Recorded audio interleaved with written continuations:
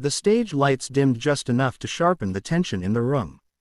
A low murmur rippled through the audience, that familiar mix of curiosity and skepticism that always hung in the air before an unknown act stepped onto the stage. The judges leaned back in their chairs, their expressions practiced, interested, but guarded. They had seen it all, or so they believed. Then she walked out. Tandingan didn't storm the stage with dramatic flair. She didn't wave or try to command attention. Instead, she moved with a quiet confidence, her presence calm yet somehow magnetic.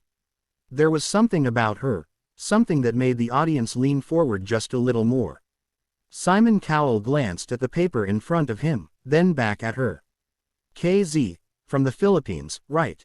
She smiled softly. Yes, sir. Her voice was gentle, almost understated, but it carried. And what are you going to sing for us today? Simon asked, his tone neutral but edged with curiosity. KZ hesitated for a split second, then replied, a song that means a lot to me. It wasn't the answer that drew applause. In fact, it barely registered. The audience had heard similar responses 100 times before. But something about the way she said it, like she wasn't just preparing to sing, but to reveal something deeper, created a quiet anticipation. Simon nodded. All right, let's hear it. The music began. Except, it didn't. Instead, KZ closed her eyes, lifted the microphone slightly, and started with a sound that didn't quite fit expectations. It was raw, unpolished, almost haunting. A low, soulful hum that felt more like a whisper echoing through an empty hall than the start of a performance.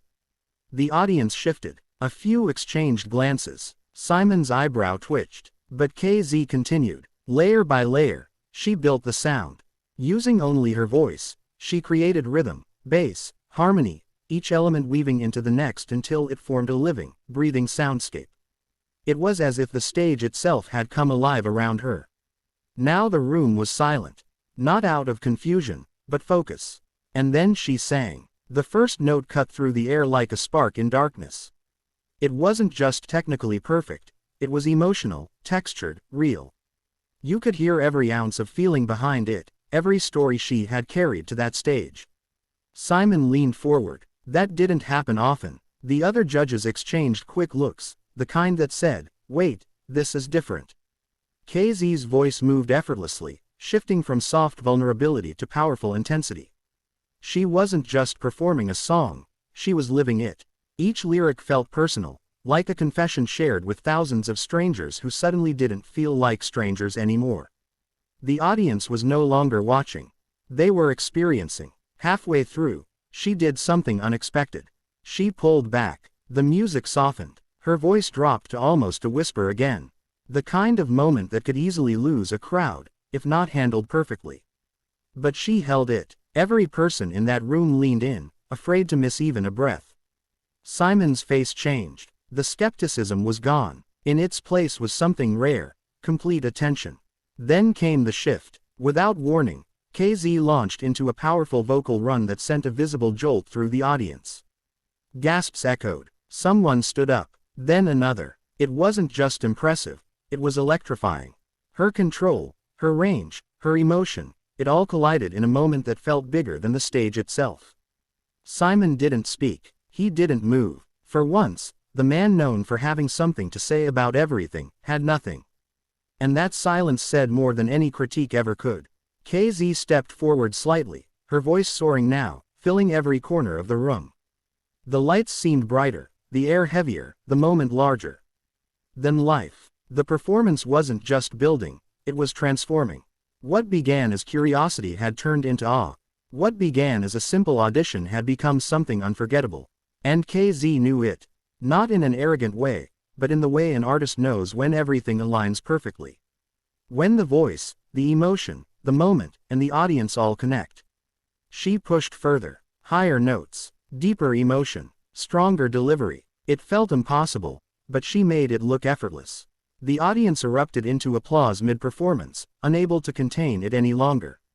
But she didn't break. She didn't smile. She stayed in the moment, fully committed, fully present.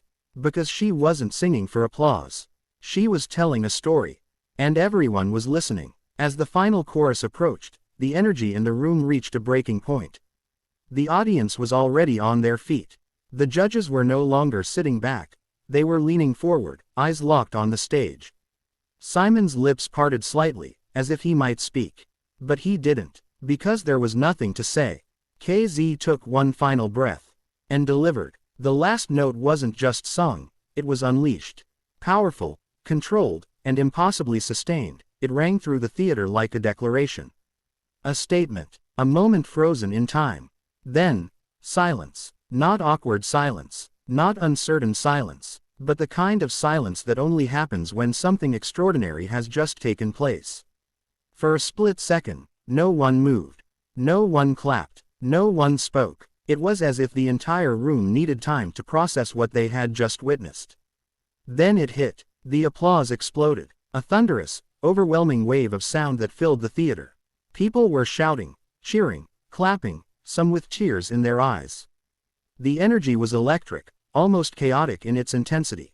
KZ stood still, breathing, taking it in, but still grounded, still calm, still herself. The judges stood up, all of them, even Simon, and that's when it became real. Simon Cowell, known for his sharp critiques, his high standards, his unwillingness to be easily impressed, was on his feet, clapping. But more than that, he was smiling, not the polite, measured smile he often gave, but a genuine one. When the applause finally settled enough for him to speak, he leaned forward again, shaking his head slightly. KZ. He paused. For once, the words didn't come easily. That was, he began, then stopped again. The audience laughed softly, sensing the rarity of the moment. Simon exhaled. I didn't expect that, he admitted. Not even close. More applause. He continued, his voice steadier now. You didn't just sing a song. You turned this entire room into your world. And for those few minutes, we all lived in it. KZ smiled, her eyes glistening. That's what great artists do, Simon added. And right now, you're standing up there like one. The audience roared again. Another judge leaned in, clearly still overwhelmed. That was insane. Your control, your tone, your creativity, I've never seen anything like it. A third judge simply shook their head, laughing in disbelief. You just raised the bar for everyone else tonight. KZ placed a hand over her heart, visibly moved. Thank you, she said softly. But the moment wasn't over. Because moments like that don't end quickly. They linger. They echo. They stay with people. Backstage, contestants who had been waiting their turn stared at the monitor in stunned silence. Some looked nervous now, others inspired. A few just shook their heads, knowing they had just witnessed something rare. Out in the audience, people were already talking, replaying their favorite parts, trying to describe something that words couldn't quite capture. And on that stage, under those lights, KZ stood not as a hopeful contestant, but as someone who had already made her mark. Simon leaned back in his chair again, but something had changed. You could see it, that quiet respect, that recognition, because every so often, someone walks onto that stage and reminds everyone, including the judges, why they're there in the first place. Not for perfection, not for fame, but for moments, real ones. And KZ had just created one that wouldn't be forgotten anytime soon. As the show moved on, the energy never quite returned to normal. There was a shift, a sense that something significant had happened. Because it had. Long after the lights dimmed and the crowd dispersed, people would still be talking about that performance.